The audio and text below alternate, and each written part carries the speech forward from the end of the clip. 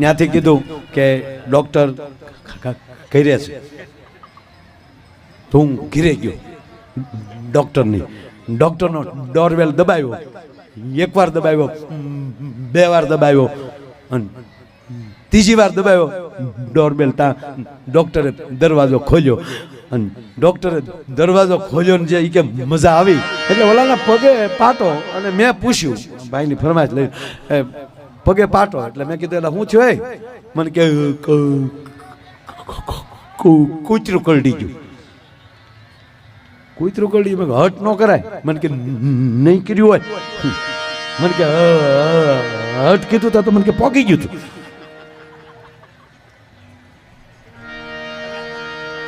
હશે મેં કીધું અમારા હકાભા ગઢવી છે ને આપણા સાહિત્યકાર, એ હકાભા ગઢવીના સોસાયટીમાં એક ભાઈને હડકાયું, એના દીકરાને હડકાયું, કૂતરું કરડી ગયું એની સોસાયટીના એક ભાઈના દીકરાને.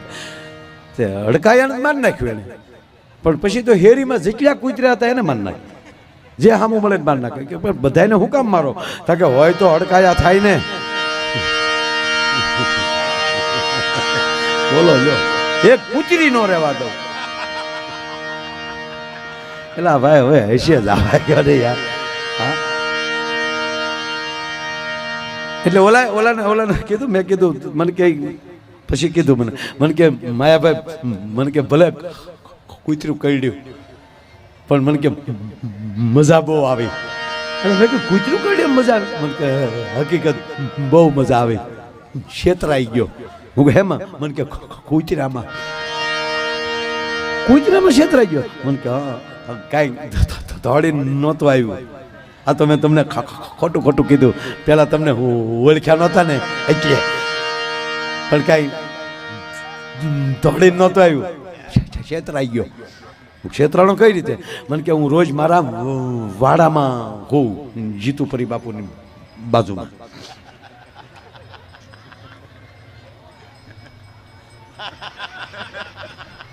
આવો ક્યાં હતા? મને કે હું રોજ મારા વાડામાં રહું, હું તો પગને તળિયે એ કે ગોળ સોંપડી દઉં. તે અમારી બાજુમાં એક ડાઘો કૂતરો રહે, એ રોજ મારા પગના તળિયા સાટવા આવે. સાટે ગોળ પણ આમ પગને તળિયાની જીભ હાલે અને એવી મજા આવે, એવા ગલગલિયા થાય. પછી એ મને લાગે કે આગળ ગોળ હવે સાટી ગયો છે એટલે પછી બે એના કાન પકડી લઉં. કાન પકડીને એવો મારું અને એવો ખીજાય, જેવો ખીજાય ને મારી પગની પીંડી એના મોઢામાં આપી દઉં અને મોઢા પછી પીંડીમાં મળે આમ કરવા અને એવી મજા આવે. અરે મેં કીધું પીંડી કરડે નહીં? મને કે એને દાંત નથી. મને કે છોકરા નથી કસરતા એટલે કૂતરા પાસે કસરાવી લઉં. મારો દીકરો ડોગ મસાજ કરાવતો હતો. બોલો એમાં માયાભાઈ ભૂલ પડી ગઈ. મારું દીકરું બીજે દિવસે દાંત વાળું ભટકાઈ ગયું. કૂતરામાં ભૂલ પડી ગઈ સાહેબ. ઘણી વાર કોઈક બહુ કસરતા હોય ને તો મને ઈ હૈયા સડી જાય કે આને કોઈક દે દાંત વાળું કોઈક ભટકાઈ જવાનું. અચ્છા બેટા આજા સેવા કર લે, પગ દબા દે. જોઈ તેની કોઈક દાંત વાળું ભટકાઈ ગયું. મેં કીધું બહુ સારું. મને કે બહુ સારું એટલે મને કે હજી સાંભળો માયાભાઈ, વાત પૂરી નથી થતી. કા પછી રાતે 11 વાગે કરડેલું ને. હા પછી બહુ મજા આવી. પછી શું મજા આવી? મને કે હોસ્પિટલે ગયો ને ત્યાં બહુ મજા આવી. રાતે જાવું તો પડે ને. હોસ્પિટલે શું મજા આવી? મને કે ત્યાં ગયો ને ડોક્ટર નહીં.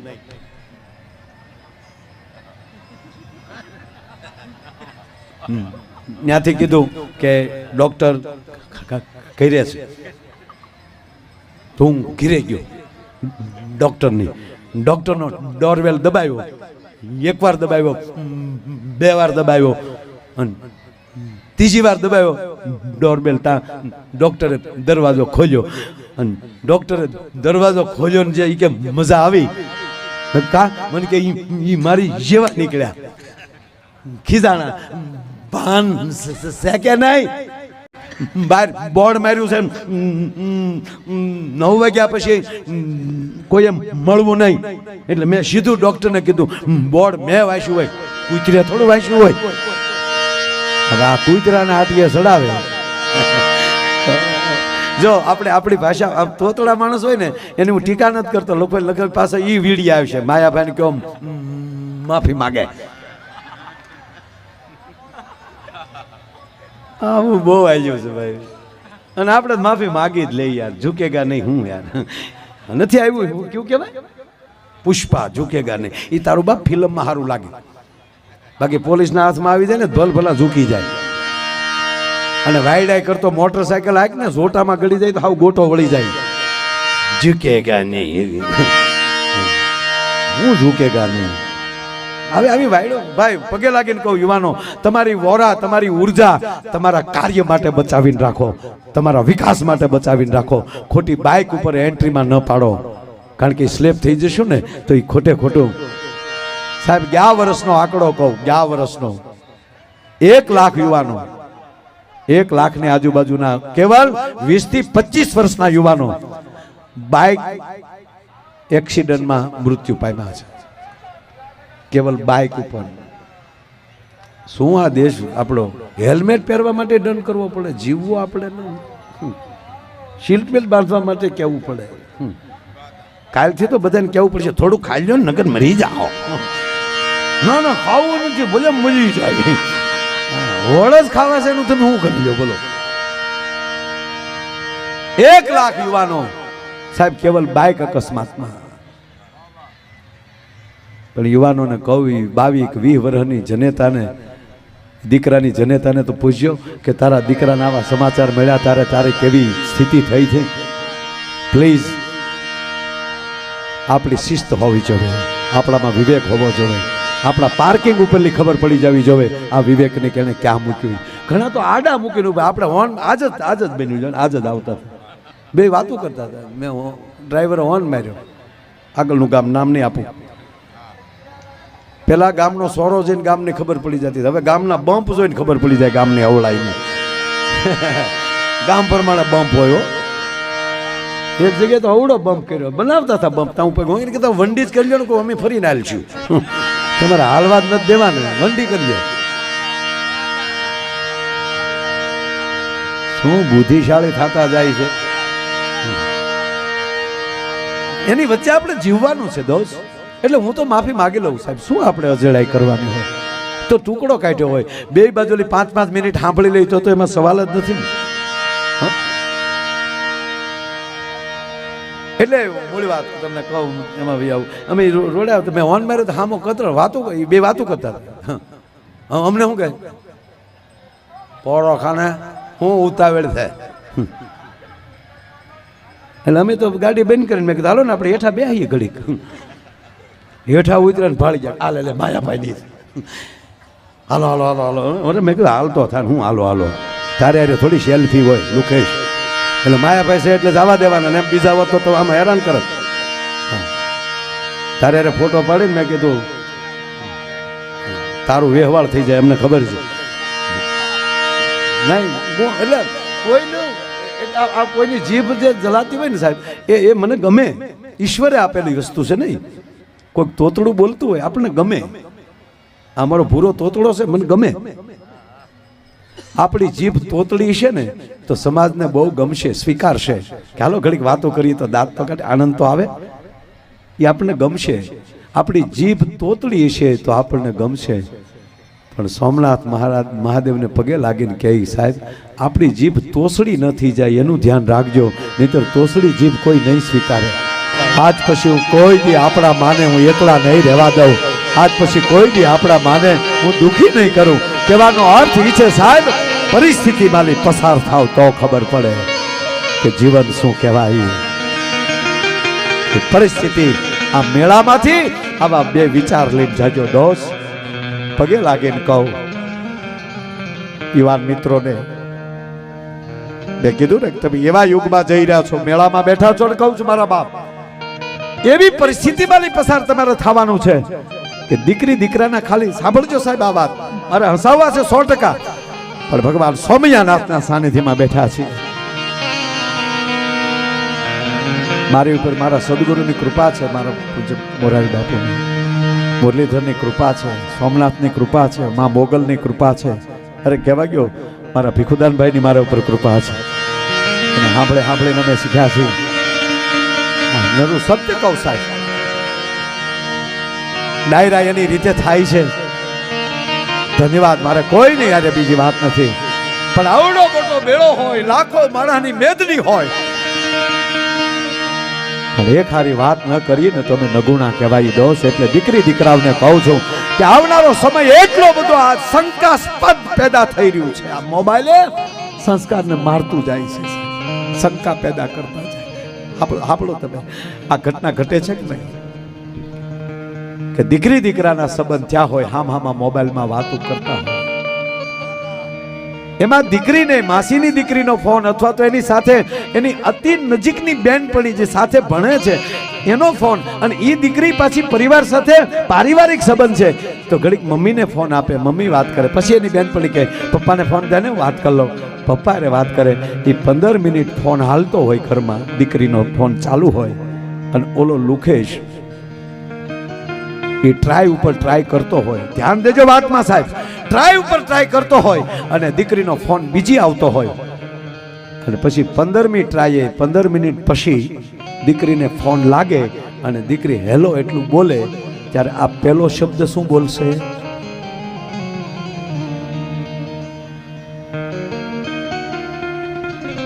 પહેલો શબ્દ એ બોલશે કોની હારે અત્યાર સુધી વાત કરતી હતી. આ કળયુગે ભરડો લીધો છે કે હજી સંબંધના 2 મહિના થયા હોય ત્યાં સંબંધ તૂટે છે, હજી લગ્નના ખર્ચા પૂરા ન થયા હોય ત્યાં સાહેબ સંબંધ તૂટે છે. એની વચ્ચેલી પસાર થવા માટે તમારી શંકામાં ન જવું હોય, એવા વિચાર ન આવે. કોને ન આવે કે જેનો પરિવાર આ સોમનાથની નજીક હશે, જેનો પરિવાર શાસ્ત્રની નજીક હશે, જેનો પરિવાર ધર્મની નજીક હશે સાહેબ. અને તમારા ભાગ્યને 3 જ વસ્તુ, અમારા ભીખુદાનભાઈ કહે કે તમારા ભાગ્યને 3 જ વસ્તુ તમારે ફેરવી શકે. વિધાતાના લેખને 3 જ વસ્તુ ફેરવી શકે. એક પોતાની કઠણ સાધના, એક પોતાની અતિ કઠણ સાધના, એ તમારા ભાગ્ય ફેરવી શકે. બીજી સમર્થ સદગુરુ મળી જાય અને એના આશીર્વાદ મળી જાય તો તમારા ભાગ્ય ફરી જાય. અને ત્રીજું કેવલ ને કેવલ માવતરના આશીર્વાદ, માવતરની સેવા કરો ને તો તમારા ભાગ્યમાં ફેરફાર થઈ જાય 100%. પણ માની લ્યો કઠણ સાધના આપણે નથી કરી શકવાના. કદાચ આપણે સમર્થ સદગુરુ ન પણ મળે, આ 2 ઓપ્શન ખાલી જાય, પણ એક તો પરફેક્ટ છે ને કે માવતર તો આપણા ઘરે જ છે વાલા, એની આશીર્વાદ આપણે કેમ ન લઈ શકીએ? જે માવતરની નજીક રહે, જે ભગવાન સોમયાનાથ એના 2 દીકરા કાર્તિકેય મહારાજ અને ગણેશજી, અને 2 ભાઈઓમાં જ્યારે હરીફાઈ આવી, ઓલો કે હું મોટો, ઓલો કે હું મોટો, અને પછી અંતે નારદ એમ કહે છે કે જે પૃથ્વીની પ્રદક્ષિણા કરીને વયો આવે પેલો ઈ મોટો. હવે કાર્તિકેય મહારાજનું તો શરીરે ફોરું અને એનો તો વાહને મોર, ઈ મોર લઈને નીકળી ગયા, પણ ગણપતિ ગજાનંદ મહારાજનું શરીર મોટું, વાહનું ઉંદર, પ્રદક્ષિણા કેમ થાય? અરે ઈ ગણપતિ એટલે કેવાડા, એને એમ થયું કે આખી દુનિયા તો મારા માવતરથી તો બીજે હોય જ ન શકે. અને મહાદેવ પાસે આવે છે, માં ભવાની પાર્વતી પાસે આવે છે અને બેયને કહે છે કે તમે અહીંયા થોડી વાર બેસો ને. એ બેયને બેસાડ્યા અને કહેવા ગયો 4 પ્રદક્ષિણા કરી લીધી. સાહેબ બ્રહ્માને કહેવું પડ્યું કે તમારા ગણેશજી ગુણોમાં હોશિયાર છે, માવતરની પ્રદક્ષિણાથી મોટી પ્રદક્ષિણા કોઈની હોય ન શકે. તો એ આદિદેવ આપણો મહાદેવ. અને સાથી ઠોકીને કહું, કોઈ એમ કહેતું કે અમારો ભગવાન મોટો, ઓલો કે અમારો ભગવાન મોટો, ભૂહી નાખજો, અમારા ભોળાનાથથી બીજો કોઈ ભોળો કદાચ મોટો ભગવાન છે જ નહીં. ભલામાં બ્રહ્માથી કોઈ મોટું ન હોઈ શકે, શિવથી કોઈ મોટું હોઈ ન શકે, અને વિષ્ણુથી કોઈ મોટું ન હોઈ શકે. એમ માવતરથી આપણા માટે કોઈ મોટું ન હોઈ શકે. બ્રહ્માએ આપણા માટે મોટા ન હોઈ શકે, વિષ્ણુ પણ આપણા માટે મોટા ન હોઈ શકે, શિવ પણ ન હોઈ શકે. એ માવતર હોય ને તો એ આપણાથી બધા મોટા હોઈ શકે. એટલે આપણા માટે માવતર મોટા છે. મારો કહેવાનો શું છે, આ મેળો જીવનનો મેળો છે, સદવિચારોનો મેળો છે, સ્વામિનાથના આશીર્વાદનો મેળો છે. હે પણ અતિ રૂડી કાય એક સુડાના ફૂલ જો અતિ રૂડા